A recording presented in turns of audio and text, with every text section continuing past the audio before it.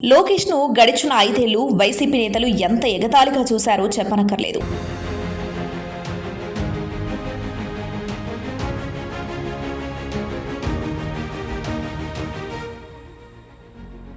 ఇప్పుడు scene reverse అయింది. లోకేష్ను ఎగతాళి చేసిన కొడాలి నాని, వల్లభనేని వంశీ పరిస్థితి ఎలా ఉందో చూడొచ్చు. దీంతో లోకేష్ పేరు చెబితే చాలు మిగిలిన వైసీపీ నేతలకు తడిచిపోతుంది.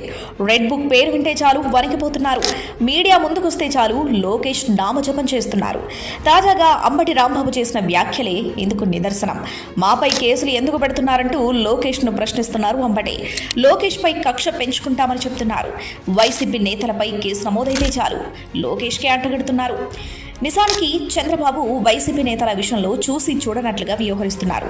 వేధిస్తున్నారన్న ఆరోపణలను చంద్రబాబు ఆయన మీద వేసుకోరు. ఈ విషయం వైసీపీ నేతలకు తెలుసు. చంద్రబాబు చట్టం ప్రకారం వెళ్తారని, ఆ చట్టాలు తమ చుట్టాలేనని వైసీపీ నేతలు భావించారు. కానీ ఇప్పుడు ఆ చట్టాల పవర్ ఏంటో వైసీపీ నేతలకు పోలీసులు రుచి చూపిస్తున్నారు. అధికారంలో లేకపోయినా వల్లభనేని వంశీ ప్రభుత్వంపైనే కుట్ర చేశారంటేనే అర్థం చేసుకోవచ్చు. అలాంటి వాళ్ళు నేరుగా వచ్చి దొరికేదాకా వెయిట్ చేసి చట్టం పవర్ చూపిస్తున్నారు. మిగిలిన వారు అంతే. తప్పు చేసిన వారిని వదిలిపెట్టే అవకాశాలు కనిపించడం లేదు. చివరికి సుప్రీంకోర్టు వరకు వెళ్లే అవకాశం ఇచ్చి వారు చేసిన తప్పులకు ఎక్కడా బెయిల్ కూడా దొరకని పరిస్థితి కల్పించి శిక్షిస్తున్నారు. దీంతో నారా లోకేష్ పేరు విన్నా, రెడ్ బుక్ అనే మాట వినపడినా వైసీపీ నేతలు భయపడుతున్నారు. ఇక వైసీపీ నేతలు మేకపోతు గాంభీర్యం ప్రదర్శిస్తున్నారు. తాము అధికారంలోకి వస్తే అనే మాటలు చెబుతూ బెదిరించే ప్రయత్నం చేస్తున్నారు. కక్ష పెంచుకుంటామని హెచ్చరిస్తున్నారు.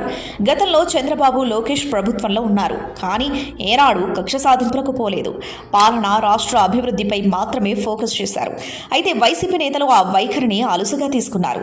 అధికారంలోకి వచ్చాక టీడీపీ నేతలను వేధించారు. చట్టాలను ఉల్లంఘించి అత్యంత ఘోరంగా వ్యవహరించిన వైసీపీ నేతలు శిక్ష అనుభవించాల్సిందే.